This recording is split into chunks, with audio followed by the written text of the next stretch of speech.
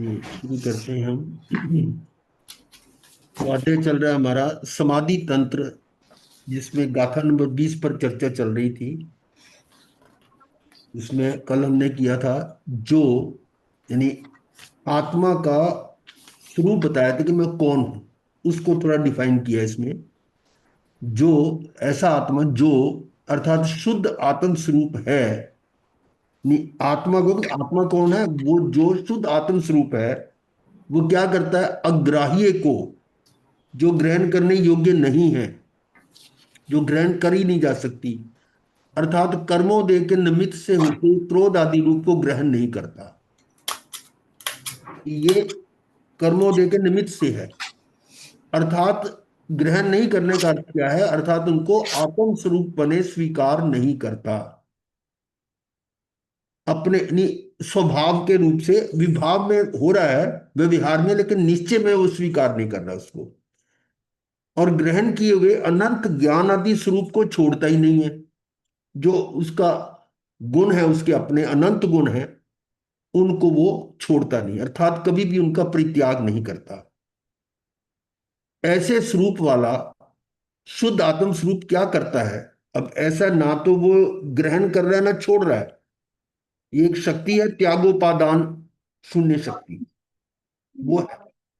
और क्या जानता है? समस्त चेतन व अचेतन वस्तुओं को। किसको जान रहा है? चेतन और अचेतन, जड़ और जीव दोनों को, यानी चेतन और अचेतन वस्तुओं को जानता है। किस प्रकार जानता है?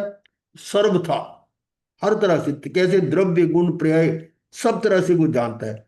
द्रव्य पर्याय आदि को सर्व प्रकार से जानता है। इससे ऐसा स्व संवेद्य स्वरूप, अर्थात स्व संवेदन से ग्राह्य स्वरूप जो है, वो मैं आत्मा हूं। और इसका क्लियर कर रहे हैं भावार्थ में। शुद्ध आत्मा अनुभव गम्य चैतन्य द्रव्य है। शुद्ध आत्मा अनुभव गम्य है, इंद्रिय गम्य नहीं है, अनुभव गम्य है। वह नहीं ग्रहण करने योग्य राग द्वेष आदि को ग्रहण नहीं करता। ये ये मेरा स्वभाव नहीं है। स्वभाव वो होता है जो परमानेंट हो, हमेशा रहने वाला, त्रिकालिक हो, ऐसा नहीं है। और ग्रहण किए हुए आत्मिक गुणों को, अनंत ज्ञान आदि गुणों को नहीं छोड़ता, वो उसके शाश्वत है। इस तरह से वह संपूर्ण पदार्थों को सर्वथा द्रव्य गुण पर्याय सहित जानता है कि द्रव्य से क्या है, गुण से या पर्याय से। अर्थात जो निज भाव को नहीं छोड़ता, निज भाव को छोड़ता नहीं है ना, और किसी भी पर भाव को ग्रहण नहीं करता। हाँ ये जी। उसका स्वरूप बताया जा रहा है ग्रहण आपको, नहीं शुद्ध करता। आत्म का। शुद्ध आत्म की बात ऊपर आ रही है, शुद्ध आत्म स्वरूप है ना। ऊपर ये शब्द आया था शुद्ध आत्म स्वरूप, उसकी उसकी व्याख्या की जा रही है कि जो निज भाव को नहीं छोड़ता और किसी भी पर भाव को ग्रहण नहीं करता, सर्व को जानता देखता है, वह मैं हूं।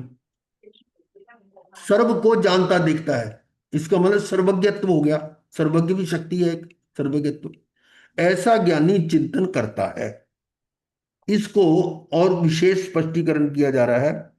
और उससे पहले बीच में एक रेफरेंस आ रहा है यहां, समय सार की गाथा का, उसको भी हम देख लेते हैं। समय सार की गाथा नंबर 406। यह है, पर द्रव्य का ना ग्रहण हो, न त्याग हो इस जीव के। ना तो परद्रव्य को ग्रहण करता है, ना ही उसका त्याग करता है। जब है ही नहीं त्याग, अब त्याग किसका? अपने में से कुछ है ही नहीं जो त्यागने वाला हो। यानी मेरे में इसका मतलब कोई कमी नहीं है कि मैं बाहर से कुछ ग्रहण करूं, और मेरे पास कोई एक्स्ट्रा भी नहीं जो मैं उसको छोड़ पाऊं। यानी मैं अपने आप में सर्वगुण सर्व संपन्न हूं। ये इसकी एग्जांपल दी थी ना कि भाई सिद्ध परमात्मा, उसमें तो अनंत अनंत सुख है। तो कोई जाता है कि हे भगवान, हे सिद्ध परमात्मा, आपके पास तो अनंत सुख है, तो मेरे को दे दो थोड़ा। अनंत में से थोड़ा निकल तो अनंत कोई खत्म थोड़ा हो जाएगा। तो उनका क्या उत्तर था? नहीं, क्योंकि मैं हर कि समय मैं अपने जो ही, मेरा अनंत सुख खत्म, है मैं उसका अपने में ही बिजी हूँ मतलब। प्रति समय उसका उपयोग कर रहा हूं। और फिर ये भी है हाँ जी। कि वो तुम्हारे पास भी तो है। वो वो कार्य परमात्मा और कारण परमात्मा तुम्हारे अंदर है, वो सुख, अनंत सुख है आपके पास। तो उसके उसी में आनंद लो। वो, और वो सुख किसके पर आधारित है, ये हम पहले बात कर चुके हैं कि सुख जो है वो श्रद्धा और चरित्र जो कि विकार है, श्रद्धा की विकार और चरित्र के विकार के दूर होने से वो सुख अनुभव आता है। तो वो ज्ञान से जुड़ा हुआ है, तो इसका मतलब ज्ञान ही सुख है, इसीलिए इसको ज्ञानानंद भी कहते हैं हम। तो वो तुम्हारे पास है, तुम्हारे को मांगने की जरूरत क्या है, क्यों भिखारी बन रहे हो, है ना। तो इस तरह से ये था कि पर द्रव्य को ना ग्रहण हो ना त्याग हो इस जीव के, ये जीव ग्रहण ना पर द्रव्य को ग्रहण करता है ना छोड़ता है निश्चय में। क्योंकि आगे आ रहा है प्रायोगिक तथा वैश्रिक स्वयं गुण जीव के। ये प्रायोगिक और वैश्रिक क्या है, इसकी थोड़ा व्याख्या नीचे दी गई है। ये तीन गाथाएं हैं, उनसे पहली गाथा जो है ऊपर 405 नंबर है, उसका यह विवेचन है कि इस प्रकार जिसका आत्मा अमूर्तिक अमूर्तिक है वह वस्तुतः आहारक नहीं है। और क्योंकि आहार पुद्गलमय होने से मूर्तिक है, आहार तो मूर्तिक है, और अमूर्तिक जो मूर्ति को ग्रहण नहीं कर सकता। दूसरा है पर द्रव्य को ना तो छोड़ा जा सकता है और ना ही ग्रहण किया जा सकता है। क्यों? क्योंकि आत्मा की कोई ऐसे ही प्रायोगिक और वैश्विक गुण है, ये आत्मा का गुण है, वही आत्मा की शक्ति।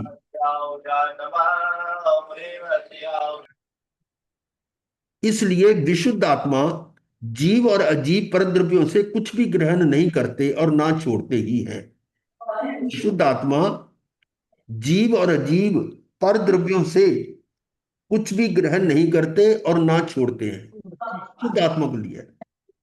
तो ध्यान रहे, यहां प्रायोगिक से आशय क्या है। प्रायोगिक और वैश्विक दो शब्द आए हैं, हाँ जी। प्रायोगिक और हाँ वैश्विक। जी। तो यहाँ प्रायोगिक का अर्थ बताया है, इससे आशय पर निमित्त से उत्पन्न होता है, जो जो किसी पर के निमित्त से हो वो प्रायोगिक है, और जो वैश्विक है वो स्वाभाविक है। जिस तरह से इसके लिए दृष्टांत देते हैं कि पेड़ पर आम लगे हुए हैं, अभी आम कच्चे हैं, हम्म, और माली सोचता है अभी कच्चे इसको अभी रहने दो, वो कुछ दिनों में वो पक जाते हैं, वो अपने आप पकते हैं, कि मतलब वो हरे से पीले हो जाते हैं, वो तैयार हो जाते हैं, ये है स्वाभाविक वैश्विक। लेकिन एक को जल्दी होती है, वो माली क्या करता है, उसमें कच्चे आम तोड़कर हाँ और जी। पाल बनाता है, नीचे फूस वगैरह डाल के, घास फूस डाल के ऊपर रख के ऊपर ढक देता है। तो उसमें वो कुछ ही दिनों में, नहीं बजाय ज्यादा टाइम लगने, कुछ दिनों में वो तैयार हो जाते हैं। वो है प्रायोगिक। प्रायोगिक ऐसी जैसे और भी समझ लो कि जंगल है, जैसे हमारे पेड़ लगे हुए कितने, उसमें पत्ते झड़ते रहते हैं, हाँ जी। जमीन पर गिरते रहते हैं, और उसमें पड़े पड़े पड़े पड़े कुछ एक दो चार महीनों वही खाद बन जाते हैं। ये क्या है, स्वाभाविक।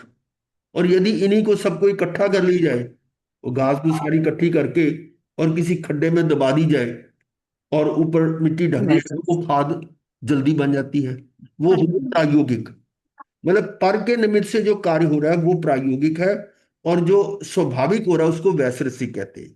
ये है वैश्विक का आश्रय गुरुदेव, स्वाभाविक, हाँ स्वाभाविक। गुरुदेव शरीर का भी ऐसे ले सकते ना कि जब तक हमारी आत्मा के साथ है तो वो धीरे धीरे कर वो हो रहा है, पर अगर डेथ हो जाती तो वो जल्दी जल्दी गलना शुरू हो जाता। ये तो जल्दी होना तो प्रायोगिक होता है। हाँ तो नहीं, जब वो अकेला खुद रहेगा, पुद्गल ही तो रह गया ना, तो वो अपने आप इसका गलेगा। मतलब मेरे निमित्त से शरीर स्वस्थ हो रहा है, तो वो प्रायोगिक है मेरे निमित्त से जो है, ये तो और उल्टी जो बात होगी। नेचुरल है वो वैश्विक हो गया। हाँ, नेचुरल डिके उसका होगा जो हाँ वो। जी। पर ये एग्जाम्पल वहां फिट बैठती नहीं है, क्योंकि यहाँ तो उल्टी क्रिया हो रही है कि मेरे हम्म। निमित्त से तो ये शरीर का डिके कम हो रहा है, और नेचुरल में ज्यादा हो रहा है, और वहां हमने एग्जाम्पल दी है उल्टी। चलिए जैसे भी समझ लें, स्वाभाविक रूप से उत्पन्न हुए, तात्पर्य यह है कि ना तो आत्मा के स्वभाव में ही ऐसी बात है, या आत्मा के स्वभाव में ही ऐसी कोई बात है, नहीं है ना, कि वह पर द्रव्य को ग्रहण करे। ऐसा उसका स्वभाव नहीं कि पर द्रव्य को ग्रहण करे। और ना किसी निमित्त के कारण वह ऐसा करे, यानी खुद भी ग्रहण नहीं करे, किसी निमित्त के कारण भी ग्रहण नहीं करेगा।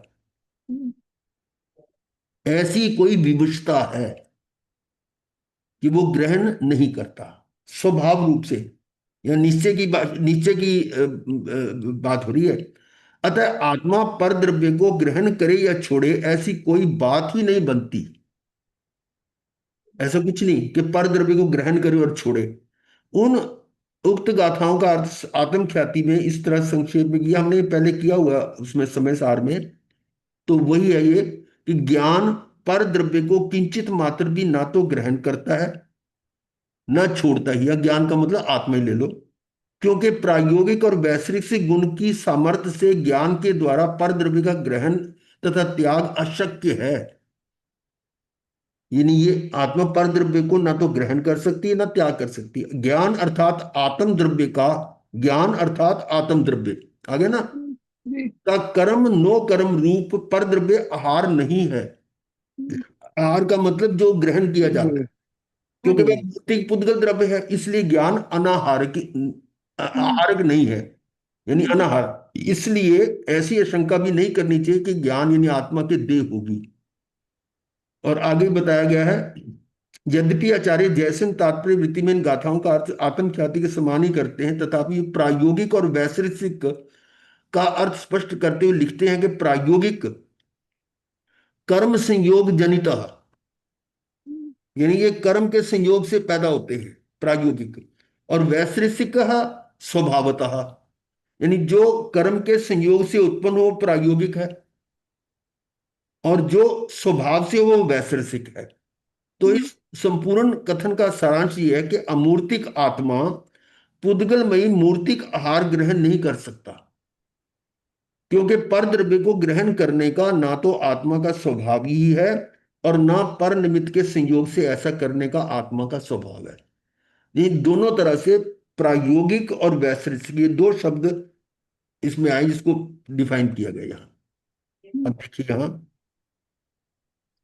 आत्मा पर द्रव्य को जरा भी ग्रहण नहीं करता और तथा नहीं छोड़ता, क्योंकि पर निमित्त के आश्रय से हुए, पर निमित्त के आश्रय से हुए प्रायोगिक गुण की सामर्थ्य से, प्रायोगिक गुण की सामर्थ्य से स्वभाव तथा स्वाभाविक वैश्विक गुण की सामर्थ्य से आत्मा द्वारा पर द्रव्य का ग्रहण करना तथा छोड़ना अशक्य है, ये असंभव है।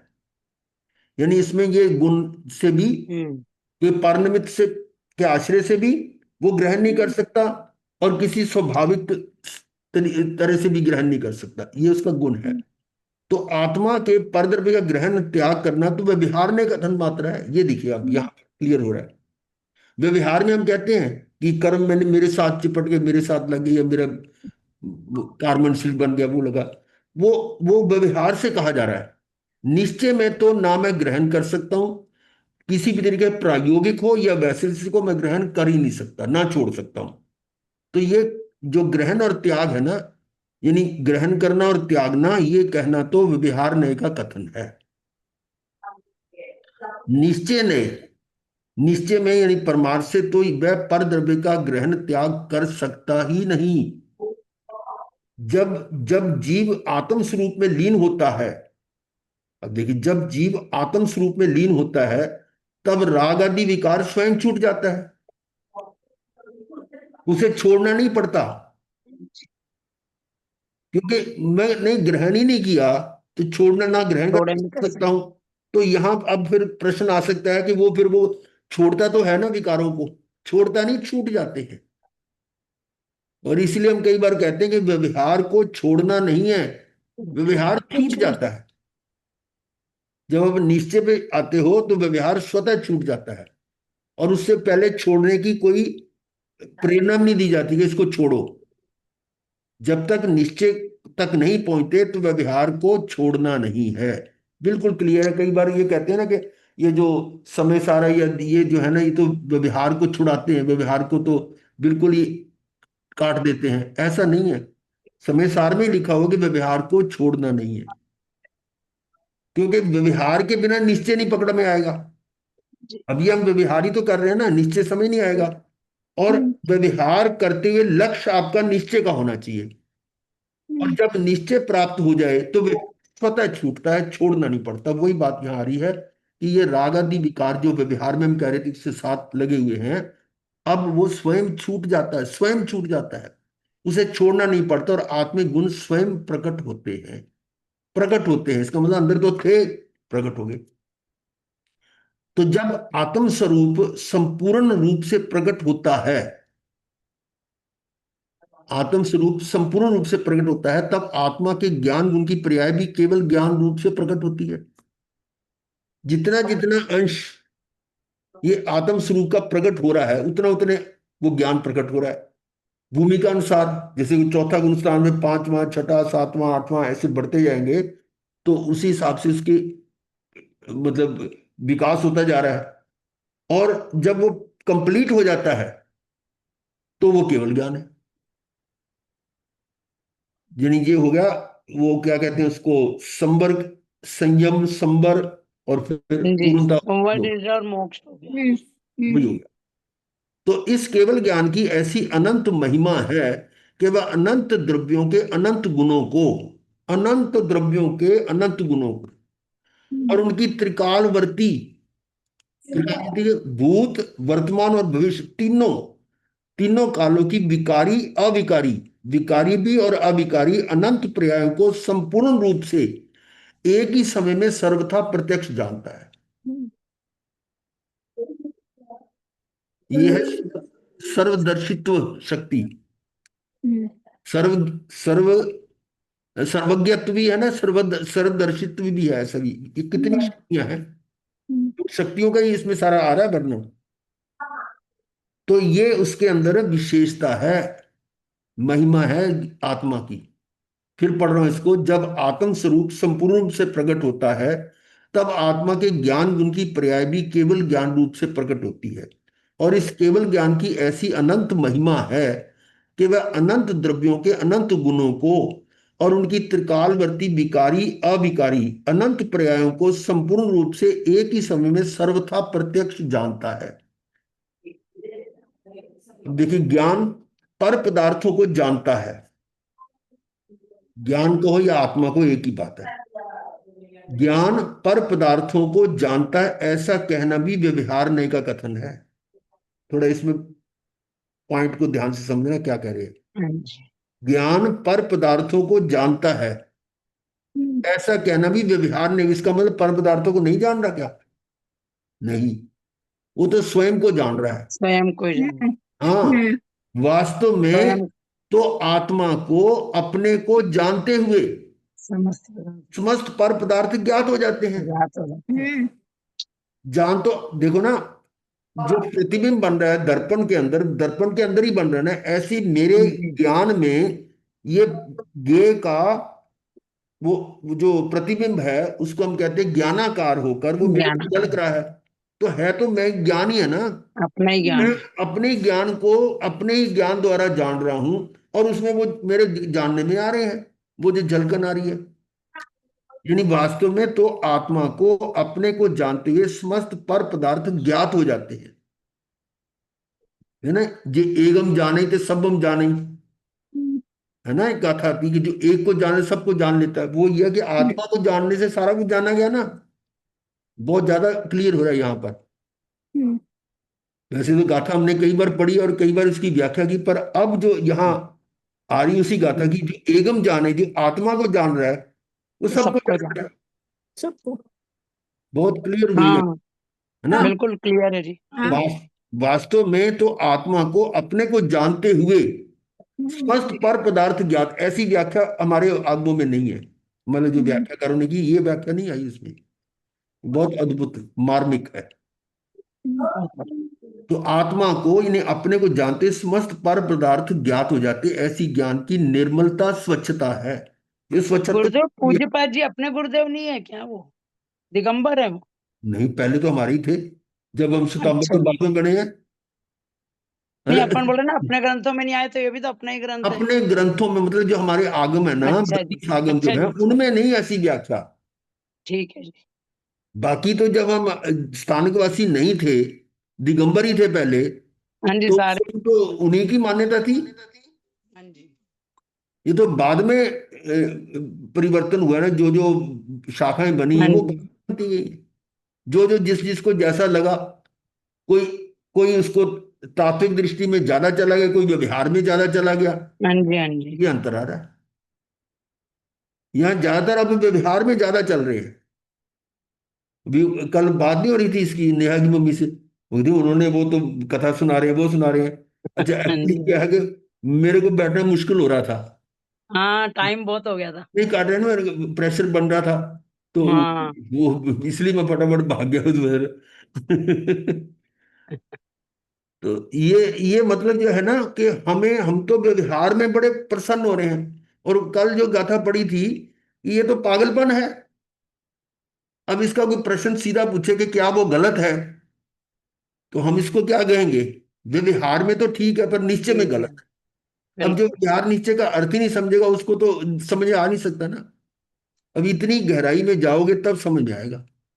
और वो बिना रुचि के, बिना टाइम दिए वो नहीं हो सकता। नहीं, मतलब विकल्प उठना ही पागलपन है, हमें तो कल ही समझ में आया हमको भी। हाँ, ये मैं इसको पढ़ा लूं या मेरे को ये पढ़ा रहे हैं, ये भी विकल्प बता दिया, ये भी तो पागलपन बता दिया।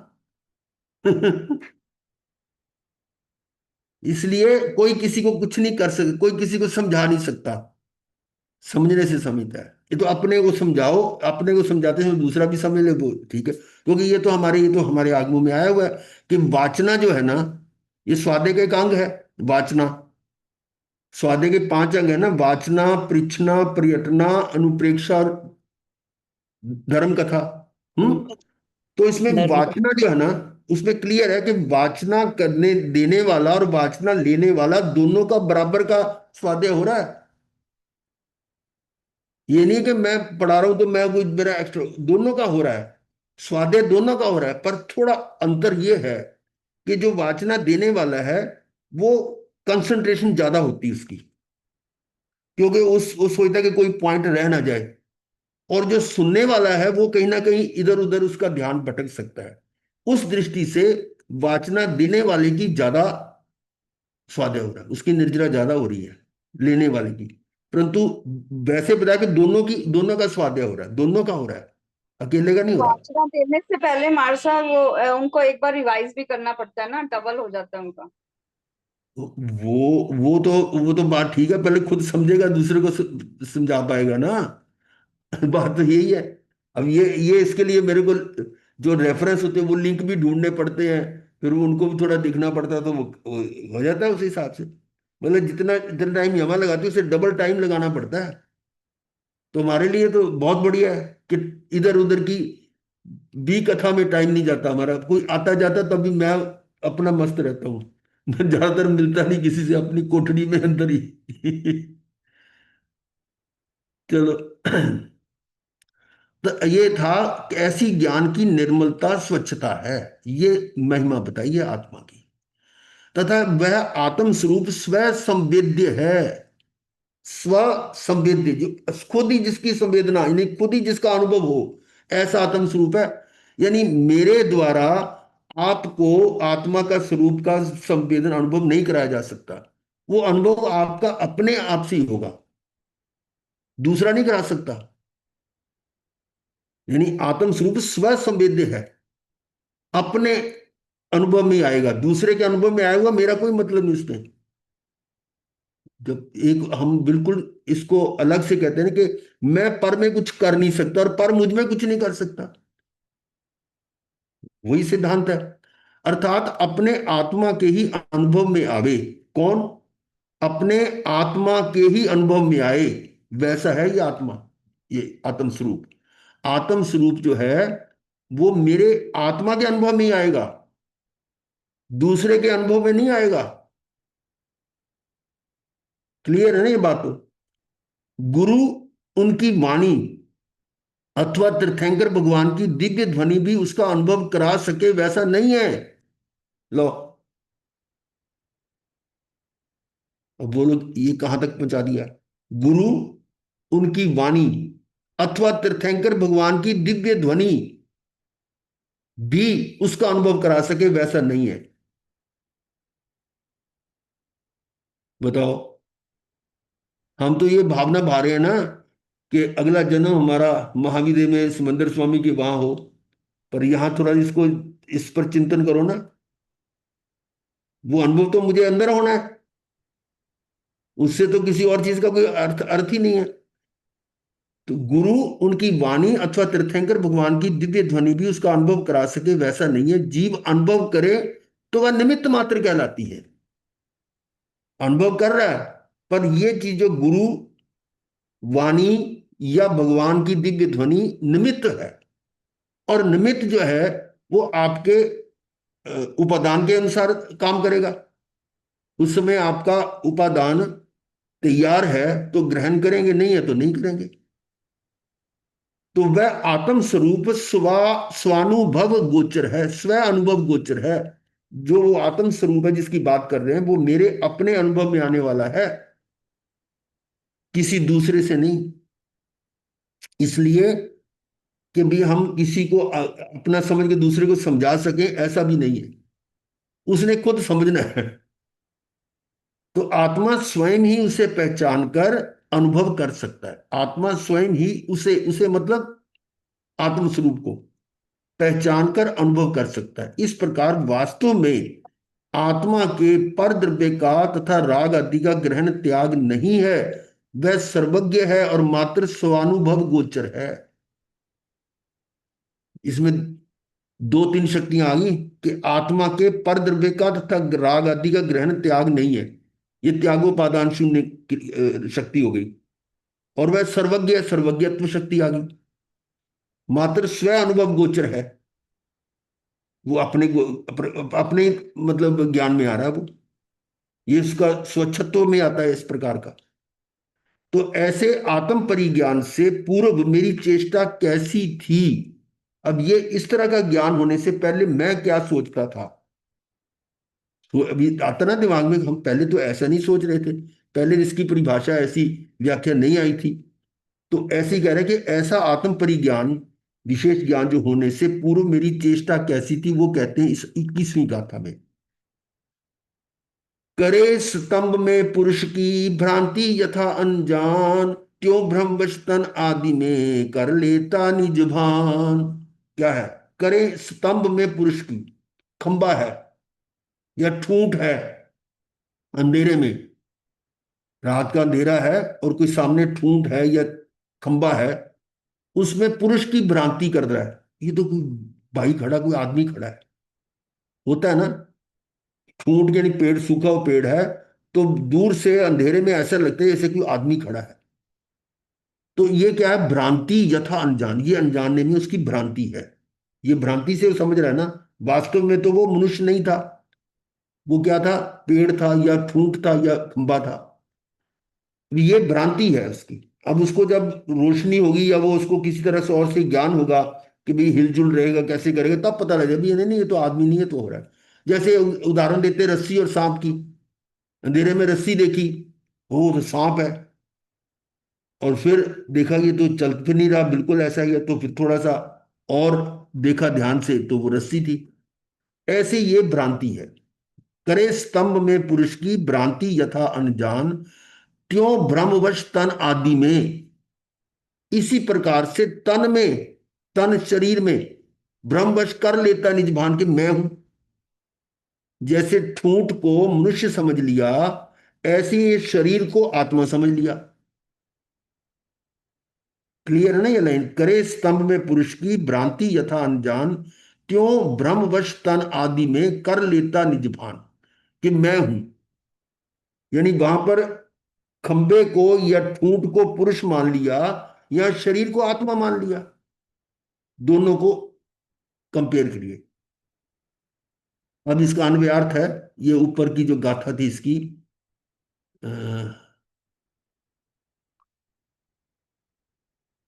कहाँ थी ये गाथा? 21वीं गाथा थी ना ये रही। हाँ, उत्पन्न पुरुष भ्रांते, उत, उत्पन्न पुरुष भ्रांते स्थानो यद्व द्विचेष्टितम, तद्वन में चेष्टितम पूर्वम देहादि स्वात्म विभ्रमात्। वही अर्थ है कि जैसे वो पुरुष समझ रहा है, उसको स्थान, स्थान कहते हैं ठूंठ को, स्थानों, और वो उसकी ये होती है, और उसी प्रकार से देह में अपनापन मान लेता है कि मैं आत्मा हूं। देह आदि आत्म विभ्रताम, मतलब अपनी भ्रम होता है उसको। ये इसका अन्वयार्थ है। स्थानो, वृक्ष के ठूंठ, उसको स्थानु कहते हैं, स्थानु, वृक्ष के ठूंठ, ठूंठ मतलब समझते हैं जो सूखा हुआ पेड़ होता है। उत्पन्न पुरुष भ्रांति, उत्पन्न हो गई है पुरुष पने की भ्रांति जिसको, उसमें ये भ्रांति पैदा हो गई कि ये पुरुष है। ठीक है, ऐसे मनुष्य को जिस प्रकार यद्वत, यानी जिस प्रकार विचेष्टितम विकृत अथवा विपरीत चेष्टा होती है, वास्तव में तो ठूंठ है, पर उसमें भ्रांति पैदा हो गई कि ये तो पुरुष है, ये विपरीत चेष्टा है। उसी प्रकार की देह आदिशु, शरीर आदि पर, शरीर आदि पर पदार्थों में, शरीर आदि बना दिए, शरीर, शरीर से जुड़ा पूरा पर पदार्थ सारे आ गए, इसमें आत्म विभ्रमात् ने आत्मा का भ्रम होने से कि ये आत्मा है, शरीर में, शरीर आदि को अपना मान लिया। पूर्व क्या है, आत्मज्ञान से पहले मेरी चेष्टा थी, जब तक मुझे आत्मा का भान नहीं हुआ मैं यही कर रहा था। क्या कर रहा था, ठूंठ को पुरुष समझ रहा था, आदमी। मैं वही भ्रांति कर रहा था, वो पागलपन मेरा वही था। तो वही कह रहे हैं कि ऐसा पूर्व ज्ञान, यानी आत्मज्ञान से पहले जो आत्मा का भान नहीं था, उससे पहले मैं शरीर को ही अपना ये समझ रहा था।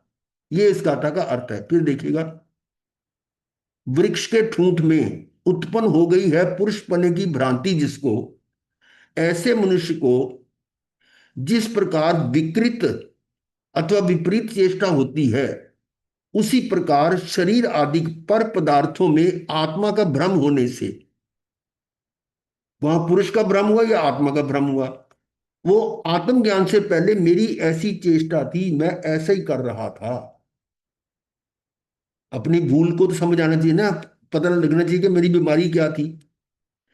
अब आगे टीका में बता रहे हैं, पुरुष की भ्रांति जिसको उत्पन्न हुई है, पुरुष की भ्रांति किसमें, ठूंठ में, अर्थात ये पुरुष है, ऐसी जिसको भ्रांति उत्पन्न हुई है, उसकी ऐसी, ऐसा मानने वाले को स्थानु में, स्थानु मतलब ठूंठ के विषय में जिस रीति से भी, जिस प्रकार से भी चेष्टा होती है, भी चेष्टा मतलब एक तरह से भ्रांति हो रही है, उसको कुछ समझ रहा है कुछ और समझ कुछ रहा है उसको। तो जिस प्रकार से विचेष्टा होती, विविध प्रकार की चेष्टा होती है, अर्थात उपकार अपकार आदि चेष्टा या विपरीत चेष्टा होती है, अर्थात उपकार या अपकार आदि चेष्टा या विपरीत चेष्टा होती है। अब इसका क्या अर्थ हुआ, मतलब विचेष्टा को विपरीत चेष्टा बोला इन्होंने। वो तो है विपरीत, पर साथ में है उपकार और अपकार, उपकार और अपकार चेष्टा। जो अपन कहते हैं कि वो मेरा उपकार करता है या अपकार करता, वो वाली चेष्टा। इसको ऐसे समझे फिर, या तो कि जैसे कि वो रस्सी है और सांप है, तो रस्सी तो मेरा कोई नुकसान नहीं कर सकती, और सांप है वो तो नुकसान करेगा। ऐसे ही मनुष्य समझ लिया तो मनुष्य तो भी चलो ठीक है, और ठूंठ जो मेरा कुछ भी नहीं करेगा कुछ। इस तरह का, यानी दो तरह की उसके अंदर भाव आते हैं। उस अनुसार, उस प्रकार मैंने चेष्टा की कि ये मेरा है, ये मेरे को फायदा देगा, ये नहीं है तो नहीं, यानी उसको जैसा समझ लिया कि भी रस्सी समझी तो ये मेरा नुकसान नहीं करेगा, है ना, और उसको सांप समझ लिया तो मेरा तो ये मेरे को काट खाएगा, मेरे को मार देगा, तो वो अपकार की बात आ गई। यानी एक तरह से किसी के प्रति राग, किसी के प्रति द्वेष कर लेता है, भ्रमणा के कारण ही है ना, जिसको जैसा समझा उसी अनुसार वो राग या द्वेष कर लेता है। क्लियर हो रही है ना बात। और आगे आ जाएगी तो भावार्थ पढ़ना हमने। तो किसके विषय में, देह आदि के विषय में, किस कारण से, कि आत्म विभ्रम, आत्म विप्रयास के कारण से, कि उसमें आत्मा का की भ्रांति हो कि मैं आत्मा हूं, शरीर को आत्मा मान लिया, आत्म विप्रयास, ये अपना जो ना वो उसकी विपरीत मान्यता हो रही है। और कब हुई, पूर्व में, ये ऐसी धारणा कब बनी, पूर्व में, अर्थात उक्त प्रकार के आत्म स्वरूप के परिज्ञान के पूर्व में, जब तक मुझे ये आत्म स्वरूप का भान नहीं हुआ, तो मैं ऐसी भ्रांति करता रहा। यानी ठूंठ को आदमी समझता रहा, शरीर को आत्मा समझता रहा। ये भ्रांति नहीं मेरी, जब तक मुझे उसका वास्तविक स्वरूप नहीं समझ आया। और देखिए भावार्थ, अंतरात्मा विचारता है। अब अंतरात्मा ना, वो फिर बहिरात्मा वाली बात भी याद कर रहा है ना इसमें, कि जिस प्रकार कोई पुरुष भ्रम से वृक्ष के ठूंठ को पुरुष समझकर, भ्रम से वृक्ष के ठूंठ को पुरुष समझकर उससे अपने उपकार अपकार आदि की कल्पना करके, है ना, दोनों चीजें आ गई ना, हाँ जी, उपकार और अपकार की कल्पना करके सुखी दुखी होता है। हाँ जी, हाँ जी। इसी प्रकार मैं भी मिथ्यात्व अवस्था में, मैं भी मिथ्यात्व अवस्था में नहीं, जब मैं बहिरात्मा था। अब ये अंतरात्मा सोच रहा है, ये ऊपर आया ना, अंतरात्मा ये विचार रहा है, यानी ज्ञानी विचार रहा है, जब मैं अज्ञान अवस्था में था, मिथ्यात्व अवस्था में, उस समय मैंने यही किया। यानी जैसे ये कर रहे हैं, इस प्रकार मैंने भी क्या किया, मिथ्यात्व अवस्था में भ्रम से शरीर आदि को आत्मा समझकर, शरीर हाँ जी, आदि को आत्मा समझकर उनसे अपने का उपकार या अपकार की कल्पना करके सुखी दुखी हुआ। है ना, हाँ बात समझ जी, में हाँ आ जी। रही है? ये भ्रांति से, आगे कि उसे अपना समझकर या तो उपकार माना या अपकार माना, यानी मेरा आपका भला करने वाला या बुरा करने वाला या सुखी करने वाला है दुखी, उसे मैं सुखी दुखी। ये मेरी मूर्खतापूर्ण चेष्टा थी। ये था पागलपन, ये मूढ़ता, अनादि से मूर्खतापूर्ण चेष्टा थी। कोई ठूंठ को पुरुष माने और मैं शरीर आदि को आत्मा मानूं, इस प्रकार दोनों के विभ्रम में और चेष्टा में कोई अंतर नहीं है। अब कोई मान लो ठूंठ को कह रहा है, वो आदमी खड़ा है, क्योंकि पागल जी, है, मूर्ख है, तो कहेगा ना। तो वो उसको कहेगा, तो हम जो क्या कर रहे हैं, इस शरीर आदि को आत्मा माने, तो हमारी भी दशा वही है, सेम है। सेम है ना। इस प्रकार दोनों के विभ्रम में और चेष्टा में कोई अंतर नहीं, दोनों के जो भ्रांति हो रही है उसमें अंतर नहीं है। ये है। अब इसको विशेष स्पष्टीकरण में एक दृष्टांत द्वारा समझा रहे हैं। जैसे एक नारी, स्त्री ने काठ की पुतली बनाकर, काठ की पुतली बनाकर उसको अलंकार वस्त्र आदि पहनाकर अपने महल में पलंग में सुला दिया और वस्त्र से ढक दिया। क्या कह रहे हैं, मतलब एक, समझो उसकी स्टैचू बना दिया। और आजकल तो स्टैचू ऐसे बनते हैं कि कई बार भ्रांति होती है कि तो रियल है, रियल लगता है। रियल लगते हैं। हाँ जी, एक बार ऐसे हुआ, मैं एक शादी में गया, रात का टाइम था शायद, वो रात को ही था, तो वो क्या नाम, स्टैचू की तरह लग रही थी, मगर स्टैचू है। और वो क्या नाम, थिम मटका रही थी बीच में, ये स्टैचू ऐसे कैसा बन गया। मैं बड़े गौर से देखने लगा, तो ये मोंटू, ये मलका के घर वाला, ये खड़ा मेरे पास, कहा जी हाँ, है। वो जीवित होते हैं गुरुदेव। हाँ, तो मैंने सच्ची के कहा होते ये तो एक्चुअल में वास्तविक वो लेडी है खड़ी हुई, वो उसने ऐसा कैमोफ्लेज कर रखा था, तो मेरे को तो स्टैचू नजर आ रहा था, हैं। ये कितना बढ़िया बना हुआ है। तो मोन्टू कहने लगा कि ताया जी आपको नहीं पता ये तो लड़की खड़ी है। मैं फिर देखा ध्यान से, तो ये क्या है, काठ की पुतली बनाकर उसको अलंकार वस्त्र आदि पहनाकर अपने महल में पलंग में सुला दिया और वस्त्र से ढक दिया। ठीक है। और वहां उस स्त्री का पति आया, देखो क्या कहानी हो रही है। उस स्त्री का पति आया, उसने ऐसा जाना कि मेरी पत्नी शयन कर रही, सो रही है, और वह उसको हिलाता है, हवा करता है, परंतु वह पुतली तो बोलती नहीं। अब वो तो उसको क्या समझ रहा है कि मेरी पत्नी है, और उसको हवा वगैरह कर रहा है, उसको आराम पहुंचा रहा है। सारी रात बहुत सेवा की, और प्रभात होने पर उसने जाना ये तो काष्ठ की पुतली है। अब सुबह होने पर पता लगा उसको, रात को पता ही नहीं चला। ये भ्रांति। तब वह पछताया, और मैंने झूठी व्यर्थ सेवा की। क्या किया मैंने, अब सोचो जरा किसकी सेवा की आपने। शरीर की सेवा करी, उसी को हाँ, अपना ये माना। इस पुतली की सेवा की है। इतना जबरदस्त दृष्टांत दे रखे। बिल्कुल कहते सही हैं किया है, बिल्कुल हैं? सही कहा है, बिल्कुल सही कहा है गुरुदेव। बहुत बहुत जबरदस्त है, देखो क्या कमाल है इन ज्ञानियों की। कहाँ से निकालते हैं। हाँ, ये ज्ञानियों ने लिखे और उनकी व्याख्या करने वाले देखो ना क्या कमाल है, हम सोच भी नहीं सकते। बहुत बढ़िया। तो इसी ऐसे एग्जाम्पल प्रकार सुना नहीं है, पहली बार सुना ये वाला एग्जाम्पल। मैं भी पहले ही पढ़ रहा हूं। इसी प्रकार, इसलिए कहता हूं कि आपके निमित्त से मेरा काम हो रहा है। इसी प्रकार अनादि से वृथा ही पर अचेतन की सेवा कर रहा है। वृथा, बेकार, पर अचेतन की सेवा कर रहा है। किसकी कर रहा है वो समझ गए आप, कि पर पदार्थों की। ज्ञान होने पर वह जानता है कि ये तो जड़ है, तब उसका स्नेह त्यागता है। जब उसको ज्ञान हो जाता है तब फिर वो हवा नहीं करेगा उसको। वो जहां तो ये जड़ है तब उसका स्नेह त्यागता है और स्वरूपानंदी होकर सुख पाता है। वो वास्तविक सुख है उसका। वर्तमान में उसका आत्मा का परिज्ञान होने पर मेरी कैसी चेष्टा हो गई है वह अब कहते। अब ये तो था कि इस ज्ञान होने से पहले मैंने क्या किया। अब आगे आचार्य क्या कह रहे हैं कि अब आत्मा का परिज्ञान होने पर मेरी कैसी चेष्टा हो गई है। अब मुझे क्या हो गया, अब क्या अंतर आया है, वो इसमें आएगा। ब्रह्म तज नर उस स्तंभ में नहीं होता हैरान, त्यों तनादि में भ्रम हटे नहीं पर में निज भान। देखो क्या कह रहे हैं, ब्रह्म तज नर उस स्तंभ में।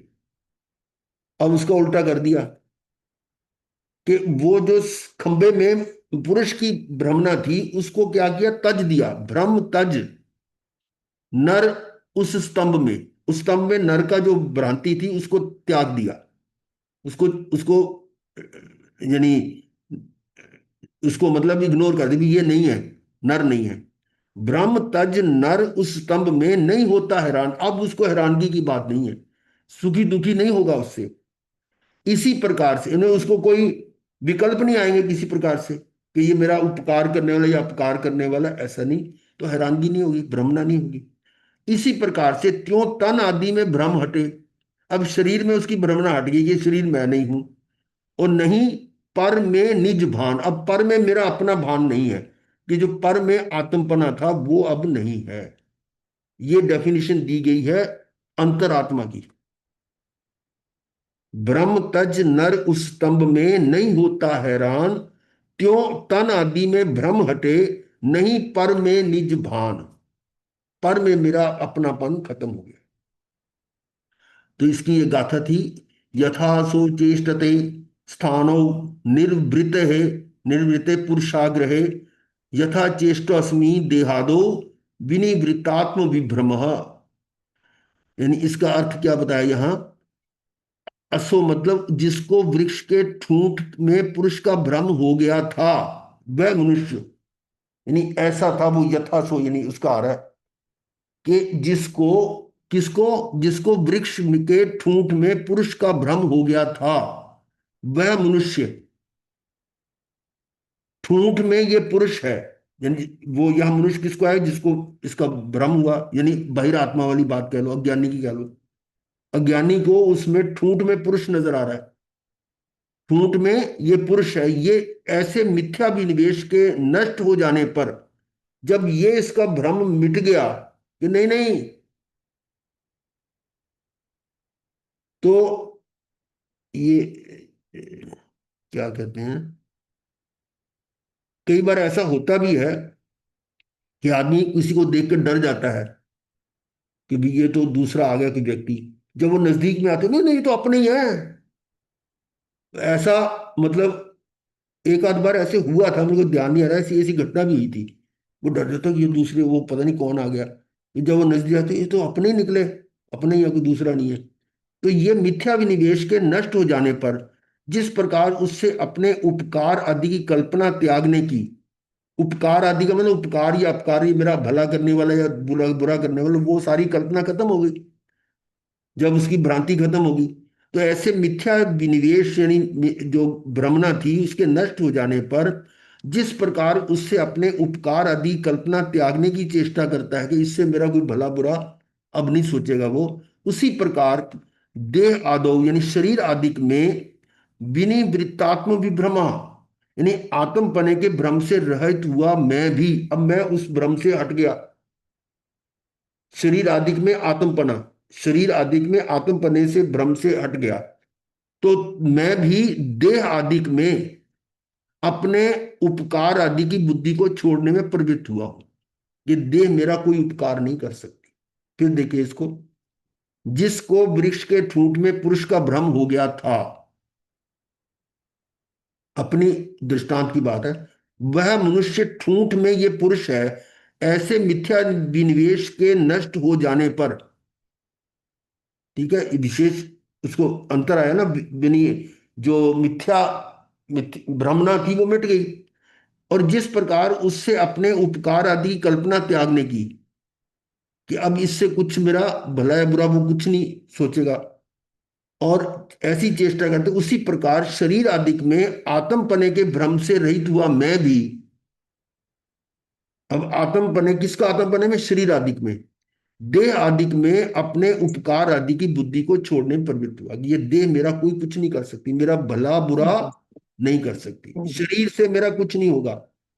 लोग तो ये कहते हैं अरे शरीर के बिना साधना कैसे होगी, ये ध्यान कैसे करोगे शरीर के बिना, ये स्वाध्याय कैसे करोगे, पर यहां तो कह रहे हैं कि इससे कुछ मेरा भला बुरा नहीं हो रहा। उसको आप ये समझो ना कि पर द्रव्य मुझ में कुछ कर नहीं सकता, तो ये शरीर मुझको मुक्ति दिलाएगा। जब परमात्मा कह रहे हैं कि मैं तुम्हारे लिए पर द्रव्य हूं, तो ये शरीर मेरा मेरा स्वय द्रव्य कैसे हो गया। उनका यही है ना, अंतिम रिजल्ट यही निकला था कि आत्मा का आश्रय लेने पर ही मुक्ति का, यही मुक्ति का कारण है। आश्रम आत्मा का आश्रय ही मुक्ति का कारण है। पर का आश्रय से पर के से कुछ नहीं मिलेगा। तो ये पर यानी देह आदि मेरा कोई उपकार या अपकार कर सकते, ऐसा नहीं है, ये विचार छोड़ दिया गया। समझ आ गई बात। अभी दो बार टीका में पढ़ेंगे फिर और क्लियर हो जाएगा। ऊंट में पुरुष आग्रह, पुरुषाग्रह, ये कहते हैं ना मताग्रह हटाग्रह, यानी आग्रह, आग्रह का मतलब भाई नहीं यही है, बस यही है। तो ठूंठ में पुरुषाग्रह अर्थात पुरुषाभिनिवेश निवृत्त होने पर, पुरुषाभिनिवेश यानी पुरुष का जो भ्रमणा थी वो निवृत्त होने पर, नष्ट होने पर, जिसे ठूंठ में पुरुष की भ्रांति हुई थी,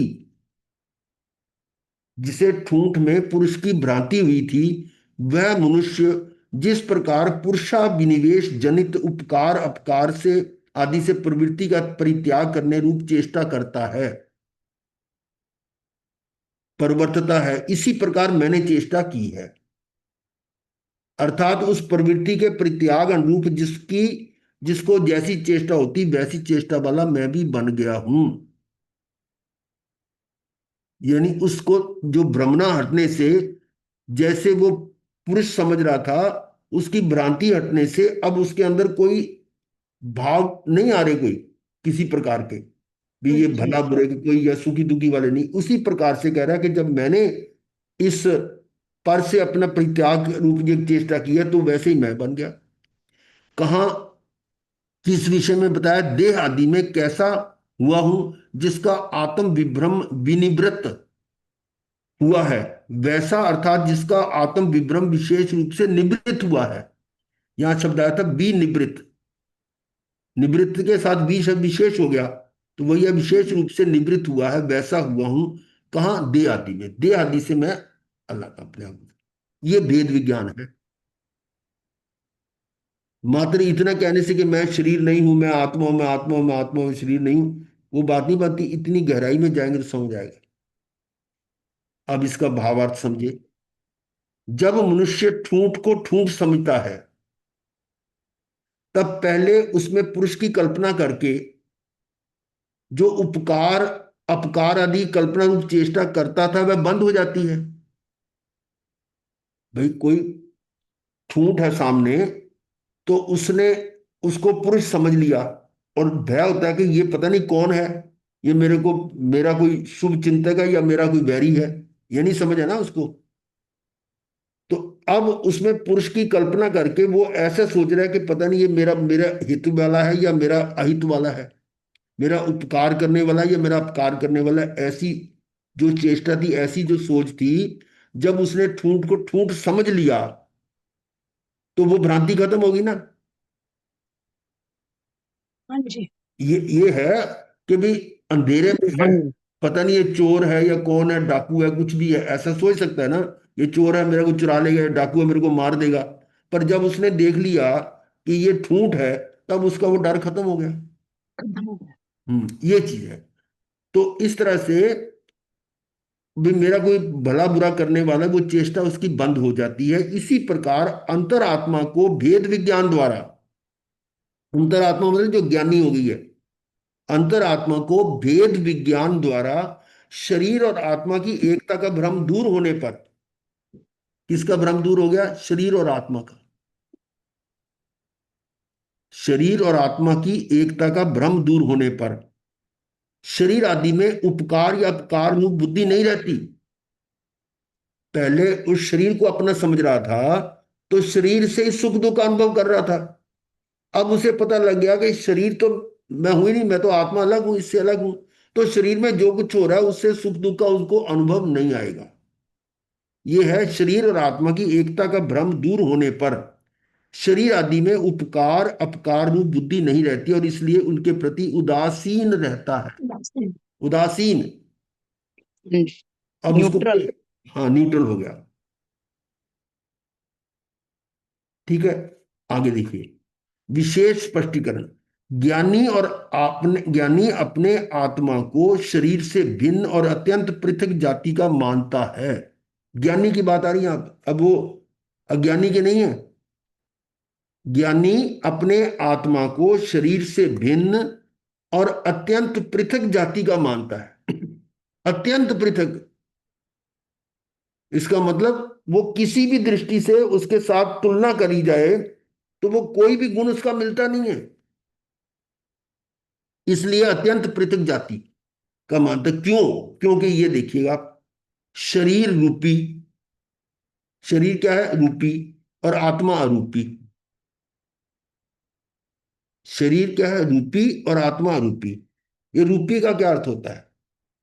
जिसमें वर्ण गंध रस स्पर्श हो वो रूपी, और जिसमें नहीं। लेकिन रूपी का अगर हम इसको शाब्दिक अर्थ ले तो रूपी का मतलब जिसके जो दिखाई दे रहा जो हो, इंद्रियों से।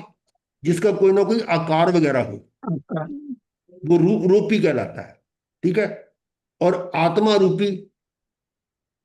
पर साथ में ये भी ध्यान रखें कि भगवान ने बताया है कि जिसमें वर्ण गंध रस स्पर्श चारों होंगे, होंगे तो चारों, नहीं होंगे तो एक भी नहीं होगा। अब रूपी जिसको हम कहेंगे उसके मतलब वर्ण है, वर्ण गुण है ना। तो जब वर्ण गुण है तो उसमें गंध रस स्पर्श भी होगा, इसलिए उसको रूपी को मूर्त कह सकते हैं। वो ज्यादा उचित है। रूपी की जगह मूर्त कहना, क्योंकि रूपी में भ्रांति हो जाती है। रूपी कहते जो रूप नजर आ रहा है वो है ना। तो वो उस दृष्टि से उसके बैकग्राउंड में जाएंगे ना कि रूपी में वर्ण गुण है, इसलिए बाकी के गुण भी हैं। और भ्रांति हमारी कहां होती है कि अगर हमने वर्ण तो देख लिया और उसमें गंध रस स्पर्श नहीं है, या मान लो गंध रस स्पर्श तो है पर वर्ण नजर नहीं आ रहा, तो भ्रांति हमारे को हो जाती है। वो मैंने एग्जांपल दी थी कि इंद्रधनुष है, उसमें 7 कलर नजर आते हैं, और उस वायलेट और रेड के बीच में सारे कलर नजर आते हैं, लेकिन वायलेट के और रेड के जो आउटसाइड कलर हैं वो नजर नहीं आते। तो हम कहेंगे है ही नहीं। इंफ्रारेड और अल्ट्रावायलेट। लेकिन हाँ जी। साइंस ने बताया कि अल्ट्रावायलेट इंफ्रारेड ये रेज है, इंफ्रारेड। ये वर्ण है उसमें। और जहां साइंस भी नहीं पहुंची वहां भगवान ने बता दी कि परमाणु, परमाणु जो सबसे छोटा अंश है उसमें भी वर्ण गंध रस स्पर्श है, जो पुद्गल का परमाणु जो है। इसका मतलब जो जैसे मैं बोल रहा हूं शब्द है, शब्द में भी वर्ण भी है, गंध भी है, रस भी है, स्पर्श भी है। इसलिए जो रूपी है वो मूर्त ही होगा। और जो अरूपी है वो अमूर्त होगा। अब समझिए, दोनों की शब्दों से तो अंतर अलग होगा, लेकिन हमारे आगम की परिभाषा के अनुसार रूपी को मूर्त कह सकते हैं और अरूपी को अमूर्त कह सकते हैं। बात समझ में आ गई होगी।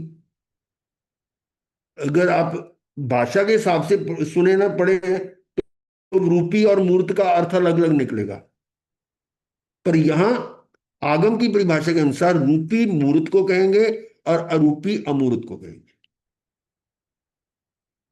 तो दो चीजें होगी। अब आगे दूसरा है, शरीर जड़ है, आत्मा चेतन है।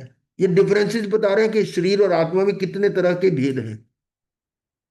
शरीर जड़ है और आत्मा चेतन है।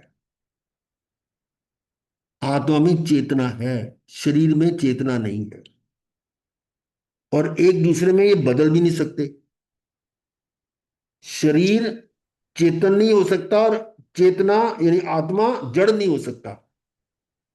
जीवत्व शक्ति है वो। कौन सी शक्ति है?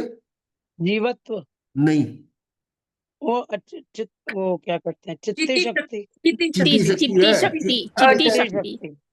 ये है कि इसमें चित्ती और ये इसमें अचेतनत्व का अभाव है, यानी अचेतन नहीं हो सकता। हाँ, जीव नहीं हो सकता, चित्ती शक्ति है। ये शक्ति है इसमें कि ये कभी अचेतन नहीं हो सकता। चेतन अचेतन नहीं हो सकती, ये चित्ती शक्ति है उसकी, कि इसमें जड़त्व नहीं आ सकता, जड़त्व का अभाव है। ये शक्ति है जिसको हम चेतना कहते हैं, यानी चेतन अचेतन नहीं हो सकता, ये चित्ती शक्ति है। और फिर आगे, शरीर संयोगी और आत्मा असंयोगी। शरीर संयोगी, आत्मा असंयोगी। संयोग जो है उसके साथ वियोग भी होता है, उसमें फर्क होता है। शरीर संयोगी है और आत्मा असंयोगी है। असंयोगी का मतलब जो मेरे से अलग नहीं है, मैं ही हूं आत्मा। आत्मा के साथ कोई किसी का संयोग नहीं है, और शरीर संयोगी मेरा। फिर शरीर विनाशी, आत्मा अविनाशी। ये क्या है? मैं अविनाशी और देह विनाशी। शरीर विनाश। देह विनाशी, मैं अविनाशी। हम्म, ये कौन सी भावना है? अनित्य भावना। अनित हाँ, भरत ने भाई थी ये।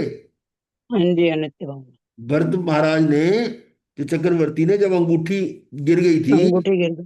तो उसके बाद चिंतन करते करते ये अंगूठी से मेरी शोभा, फिर दूसरी तीसरी चौथी पांचवी सारी उतार दी, इससे मेरी शोभा थी। फिर और सारे वस्त्र अलंकार उतार दिए, इससे मेरी शोभा थी। ये शरीर से मेरी शोभा थी। तो फिर वो भाव चलते हैं, देह विनाशी मैं अविनाशी, देह विनाशी मैं अविनाशी, देह विनाशी मैं अविनाशी, करते करते आत्मा में स्थित हो गए, केवल ज्ञान हो गया। ये है शरीर विनाशी, आत्मा अविनाशी। आगे है शरीर अंधा। अब अंधा क्यों कहा? अंधा क्योंकि क्या है? वो जड़ है, तो वो देख तो ना ज्ञान देख नहीं है, सकता ना जान सकता। ज्ञान शून्य। ज्ञान ज्ञान शून्य। आ गया ना? बिना ज्ञान के अंधा है, और आत्मा ज्ञानमय है। ज्ञान में ये इस अंधा नहीं है। शरीर अंधा और आत्मा देखता है। अंतर समझ आ गई? इसमें ज्ञान शून्य और वो ज्ञानमय है। हम्म, फिर शरीर इंद्रिय ग्राही और आत्मा अतीन्द्रिय ग्राही। हम्म, शरीर को आप इंद्रियों से जान सकते हो, हम्म, और आत्मा को अतीन्द्रिय। इंद्रिय। ये इंद्रियों से ग्राह्य है ही नहीं। हम्म, अतीन्द्रिय मतलब आत्मा आत्मा से जान सकता है, अपने अनुभव से जान सकता है। समय हो रहा है, बस यहीं पर करेंगे। शरीर बाह्य पर तत्व, आत्मा अंतरंग स्व तत्व। अंतर है। शरीर जो है वो बाहर का है, पर तत्व है, और आत्मा अंतरंग स्व तत्व। ये इस तरह से भेद है। अज्ञानी ज्ञानी अपने आत्मा को शरीर से भिन्न और अत्यंत पृथक जाति का मानता है, क्योंकि ये 7 भेद बता दिए आपको। हम्म, यहीं तक करेंगे, टाइम हो गया। गुरुदेव के आगे से चत्तारी मंगलम, हरिहंता मंगलम, सिद्धा मंगलम, साहू मंगलम, केवली पुनतो धुमो मंगलम। चत्तारी लघुत्मा, हरिहंता लघुत्मा, सिद्धा लघुत्मा, साहू लघुत्मा, केवली पुनतो धुमो लघुत्मो। चत्तारी शरणम प्रव्रजामि, अरिहंतु शरणम प्रव्रजामि, सिद्धे शरणम प्रव्रजामि, साहु शरणम प्रव्रजामि, केवली पनतंग धम्मंग शरणम प्रव्रजामि। चार मंगलिक, चार उत्तम, चार शरणा और न शरणा कोई, जो भव्य प्राणी आदरेक्षे अजर अमर पद। मथेन वंदामि सुख साता गुरु। अच्छे बंदा में गुरु जी।